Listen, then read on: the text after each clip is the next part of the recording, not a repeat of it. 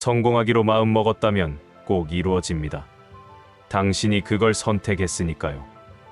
많은 사람들이 부자가 되고 싶어 하지만 정작 진짜 부가 무엇인지는 제대로 이해하지 못하고 있죠.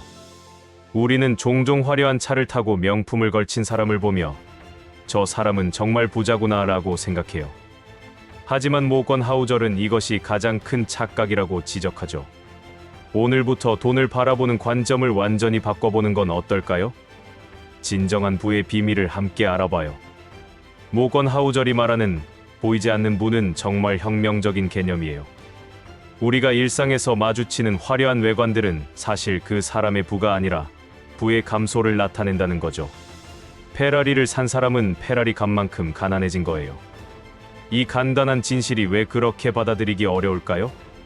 인간의 뇌는 눈에 보이는 것을 믿도록 진화했어요. 원시 시대에는 큰 동굴이나 많은 음식을 가진 사람이 실제로 부유했죠. 하지만 현대 사회에서 진짜 부는 은행 계좌나 투자 포트폴리오에 숨어 있어요. 우리는 여전히 원시적인 뇌로 21세기의 부를 판단하려고 하니 착각이 생기는 거예요. 실제로 많은 백만장자들이 평범한 차를 타고 다녀요. 워런 버핏은 오래된 캐딜락을 타고 이케아 창업자는 20년 된 볼보를 탔죠. 반면 고급차를 타는 사람들의 상당수는 할부나 리스로 차를 구입해요. 겉모습과 실제 재산은 반비례 관계일 수도 있다는 거예요. 소셜미디어가 이런 착각을 더욱 부추겨요. 인스타그램에는 럭셔리한 라이프 스타일을 자랑하는 사진들이 넘쳐나죠. 하지만 그 뒤에 숨겨진 빚이나 재정적 스트레스는 보이지 않아요. 우리는 하이라이트 릴만 보고 그 사람의 전체 인생을 판단하는 실수를 해요. 진정한 부자들은 오히려 검소한 경우가 많아요. 그들은 돈의 가치를 알고 복리의 힘을 이해하기 때문이에요. 100만 원을 명품 가방에 쓰는 대신 투자하면 30년 후에는 1000만 원이 될 수 있어요. 부자들은 이런 기회비용을 항상 계산해요. 부의 착시 현상은 우리 사회 전반에 퍼져 있어요.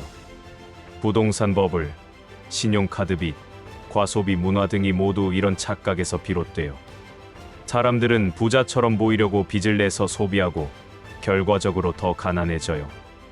이런 악순환을 끊으려면 먼저 인식을 바꿔야 해요. 보이지 않는 부의 가장 큰 특징은 선택의 자유예요. 은행에 1억이 있는 사람은 언제든 그 돈으로 무엇이든 할 수 있어요. 하지만 1억짜리 차를 산 사람은 이미 선택을 끝낸 거죠. 유동성이야말로 진정한 부의 척도예요. 내가 생각했을 때 가장 아이러니한 것은 사람들이 부자가 되고 싶어하는 이유가 남들에게 인정받고 싶어서인데 정작 진짜 부자가 되려면 남들에게 보여주지 말아야 한다는 거예요.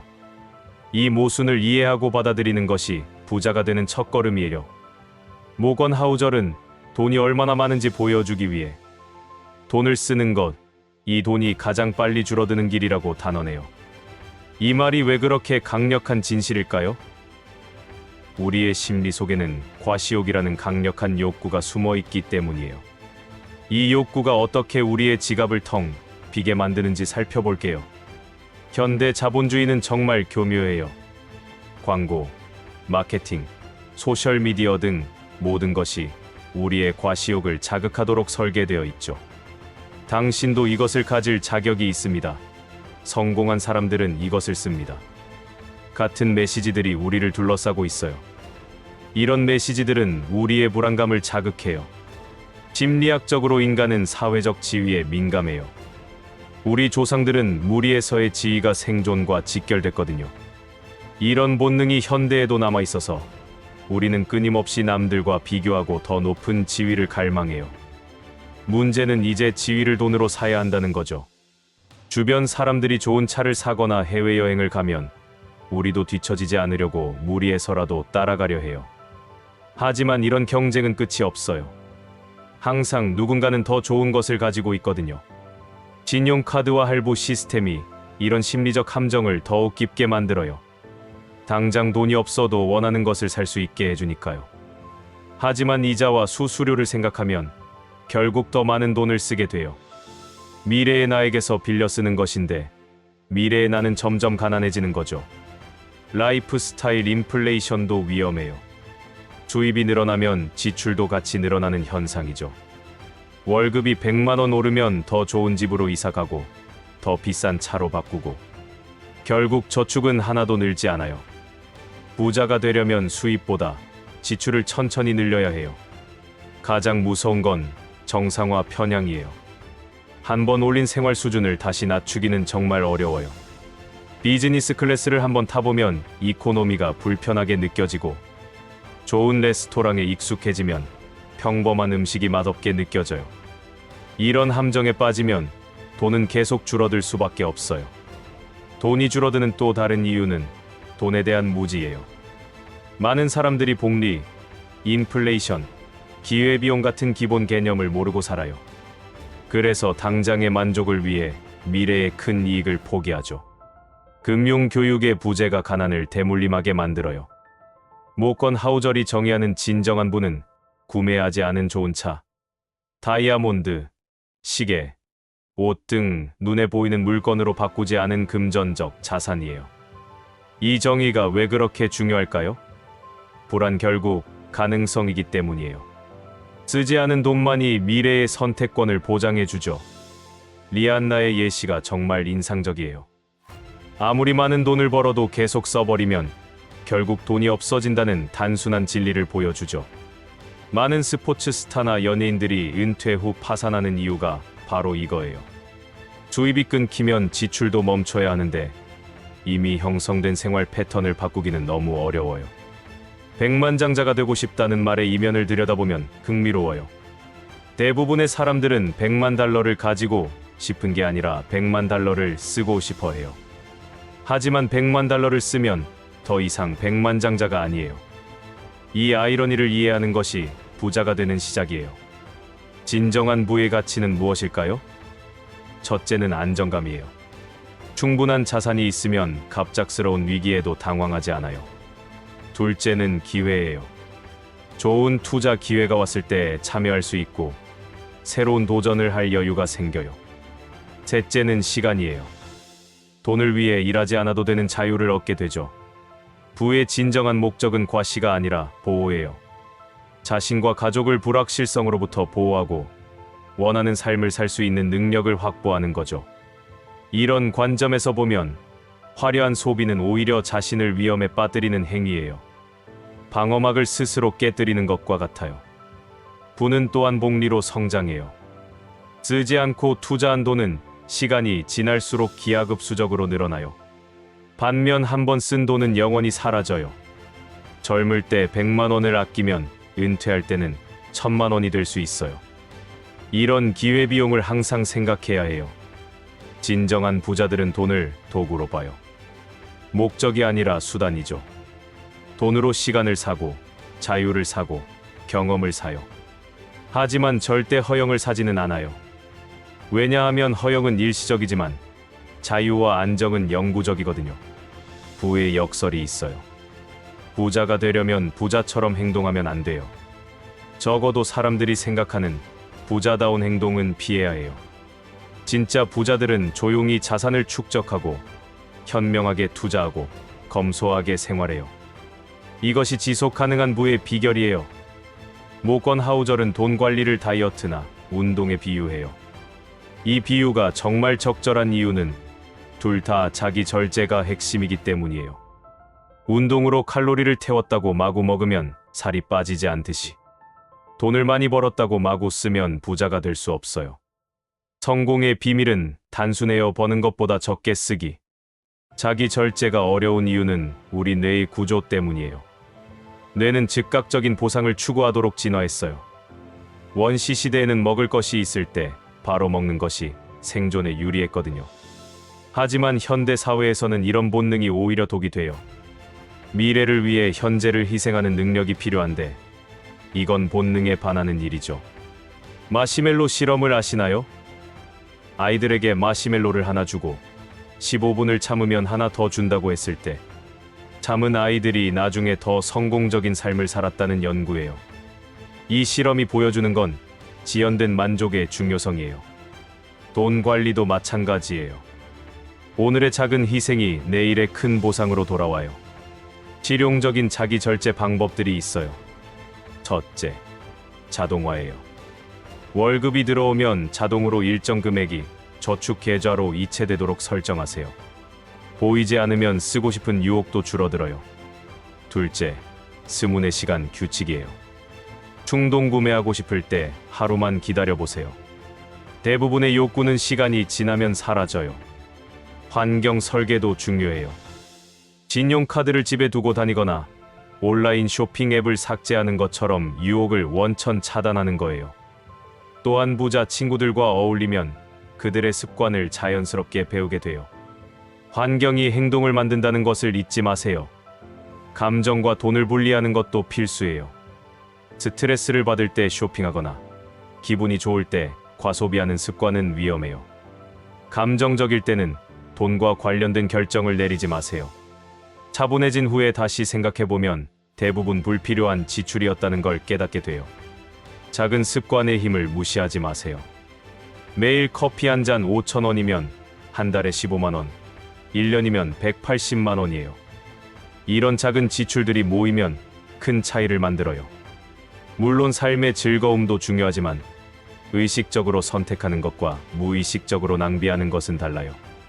자기 절제는 근육과 같아요. 처음엔 힘들지만 연습할수록 강해져요. 작은 것부터 시작하세요. 일주일에 한 번 외식 줄이기, 충동 구매 대신 위시리스트 만들기 등 작은 성공 경험을 쌓다 보면 점점 더 큰 절제도 가능해져요. 인내는 습득 가능한 기술이에요. 모건 하우절은 돈의 진정한 가치를 자유와 유연성이라고 말해요. 아직 쓰지 않은 돈이야말로 인생의 중요한 갈림길에서 스스로 선택할 수 있는 힘을 준다는 거죠. 이것이 왜 그렇게 중요할까요? 인생은 예측 불가능하고 기회는 준비된 사람에게만 찾아오기 때문이에요. 자유의 첫 번째 형태는 시간의 자유예요. 충분한 자산이 있으면 싫은 일을 거절할 수 있어요. 독성 있는 직장 문화나 나쁜 상사 밑에서 참고 일할 필요가 없죠. 이런 자유가 있으면 정신건강도 좋아지고 더 나은 기회를 찾을 여유도 생겨요. 돈이 주는 가장 큰 선물은 바로 너라고 말할 수 있는 능력이에요. 유연성은 변화에 대응하는 능력이에요. 코로나19 같은 예상치 못한 위기가 왔을 때 비상금이 있는 사람과 없는 사람의 차이는 하늘과 땅이었죠. 6개월치 생활비가 있으면 실직해도 당황하지 않고 다음 기회를 찾을 수 있어요. 이런 쿠션이 없으면 불리한 조건도 받아들일 수밖에 없어요. 기회의 자유도 중요해요. 좋은 투자 기회, 창업 아이디어, 교육 기회 등은 예고 없이 찾아와요. 이때 자금이 있으면 바로 행동할 수 있지만 없으면 지켜만 봐야 해요. 많은 성공한 사업가들이 기회가 왔을 때 준비되어 있었다고 말하는 이유예요. 준비란 곧 자금력이에요. 선택의 자유는 행복과 직결돼요. 심리학 연구에 따르면 통제감을 느끼는 사람들이 더 행복하대요. 돈이 있으면 인생을 더 많이 통제할 수 있어요. 어디에 살지, 무엇을 할지, 누구와 시간을 보낼지 스스로 결정할 수 있죠. 이런 자율성이 진정한 행복의 원천이에요. 위험 관리의 자유도 있어요. 보험료를 낼 수 있고, 좋은 의료 서비스를 받을 수 있고, 안전한 동네에 살 수 있어요. 이런 것들이 사치처럼 보일 수 있지만 사실은 자신과 가족을 보호하는 필수 요소예요. 돈은 불확실성에 대한 최고의 보험이에요. 학습의 자유도 빼놓을 수 없어요. 새로운 기술을 배우고 싶을 때, 전문가에게 배우고 싶을 때, 해외 연수를 가고 싶을 때 돈이 있으면 가능해요. 지식과 경험에 투자하는 것은 최고의 투자예요. 이런 투자는 복리로 돌아오거든요. 내가 생각했을 때 가장 중요한 자유는 마음의 평화예요.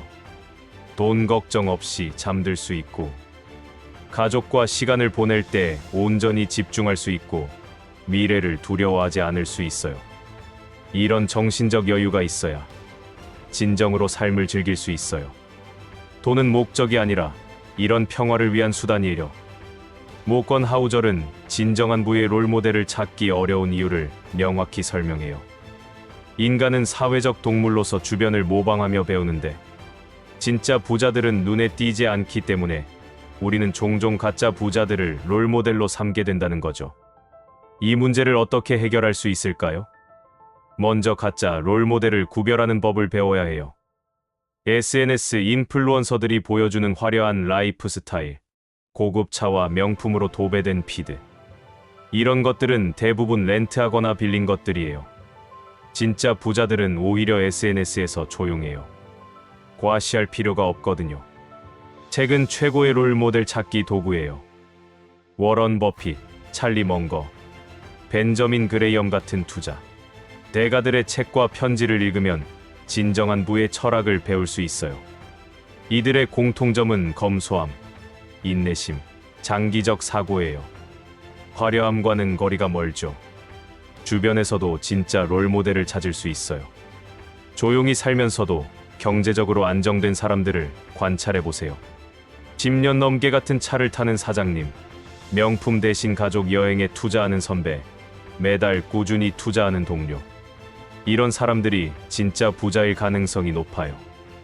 역사 속 인물들도 좋은 롤모델이 될 수 있어요. 벤저민 프랭클린은 검소함과 근면의 아이콘이었고, 앤드류 카네기는 무의 사회 환원을 실천했죠. 이들의 전기를 읽으면 부에 대한 건전한 가치관을 배울 수 있어요. 시대를 초월한 지혜가 있거든요. 커뮤니티의 힘도 중요해요. 운동이나 가치 투자 모임 같은 곳에 참여하면 같은 가치관을 가진 사람들을 만날 수 있어요. 서로의 경험을 공유하고 격려하면서 함께 성장할 수 있죠. 혼자서는 힘든 길도 함께라면 갈 수 있어요. 멘토를 찾는 것도 방법이에요.